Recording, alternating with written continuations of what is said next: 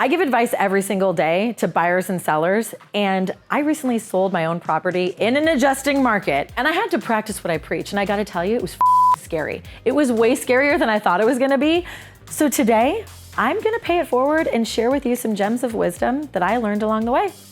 This is Taya's 2 cents.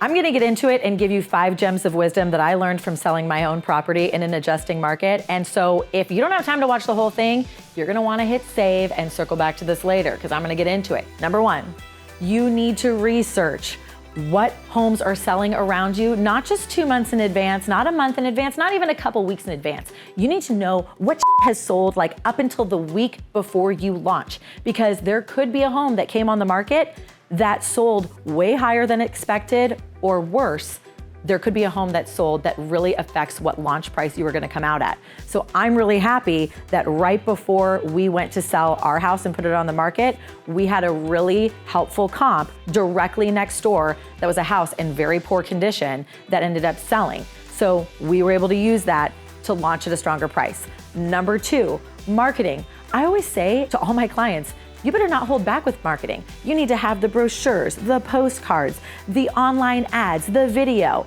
You better believe that for myself, I did the whole shebang. I did not hold back because I wanted to know that I left no stone unturned, that if our house didn't sell, that I did everything in my power and controlled the controllables to make sure that everybody in Los Angeles knew about that house.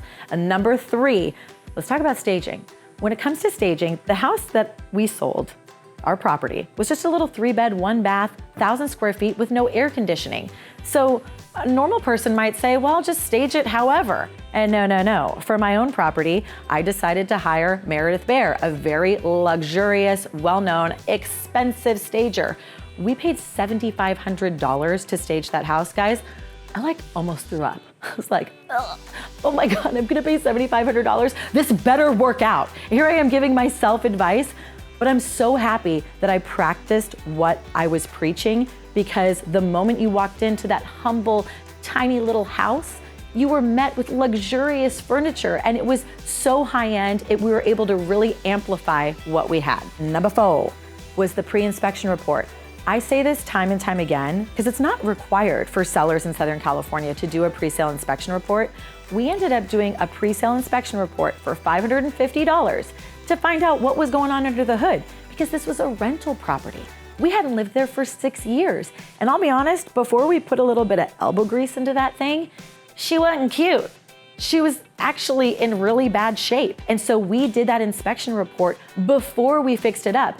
And I gotta tell you, as a seller, not just a realtor, as a seller, I was like, oh God, I wonder if the buyers are gonna be scared off when they see this inspection report.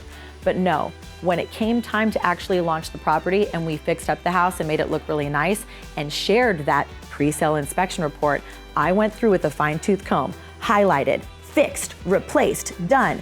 FYI, I also pointed out the things that we didn't do because I didn't want the buyer to come back and renegotiate with us once we got under contract. And you better believe that I got multiple offers. Even in this adjusting market, we got 6 offers. We sent out a multiple counteroffer, and before we told them to respond, we said, here's that pre-sale inspection report. Here's everything we know about the property. So then that way, when we got under contract and that buyer tried to ask us for a $9,000 credit, I said, oh, no. That shit you already learned about. But I wasn't greedy. We had our heads on straight, and we still threw her a bone, because guess what? In an adjusting market, you can't be so stubborn and let your ego get in front of you. And I gotta tell you, as a seller, I was really offended. I was like really personally offended that she even asked for a credit because she knew about all this shit. But I was like, you know what? Screw it. Here's $4,000, remove your contingency, and let's rock and roll. And it worked. Psychological warfare. And lastly, hopefully you're still with me because I'm going on a little bit of a rant, but this is important shit, okay? Lastly, you have a choice. We did an episode about this. Are you gonna roll the dice and do a renovation? Or are you gonna sell it as is?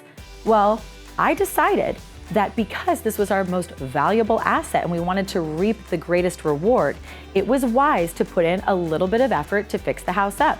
Now, we could have just emptied it, slapped some paint on it, and just put it on the market, but then we would have had to price it much lower. We really wanted to press the envelope on value, on our launch price, so we decided to put in new floors in the kitchen, paint the cabinets, not replace them, paint them, new hardware, new countertops, new backsplash, brand new bathroom. And we went in, we spent over $49,000 getting the house ready between fresh landscaping, deep cleaning, all that stuff costs money and it adds up really quick. But we're really happy that we ended up spending that amount of money.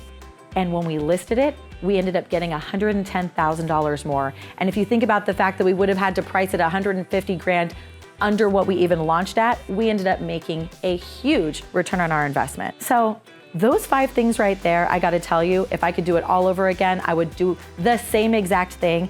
And I'm telling you right now, if you are a seller that's preparing your home for sale, empathy all the way, because it is hard to practice these things. It's scary, uncertainty. You can be completely paralyzed by analyzing all of this stuff. But at the end of the day, it's really important that you control the controllables, do what you can that you know works every single time, and you'll end up winning. So hopefully you're still with me, you're listening to all this. There's so many gems of wisdom here that in an adjusting market, you need to double down on doing all of these things to make the most money, because if you fall short, you only have one chance to make a first impression and you don't want to be playing catch up. But that's it, you guys. I hope you like, subscribe, tell a friend, forward this to somebody who really needs to hear it, because I would really appreciate that. And I'll see you next time. Bye for now.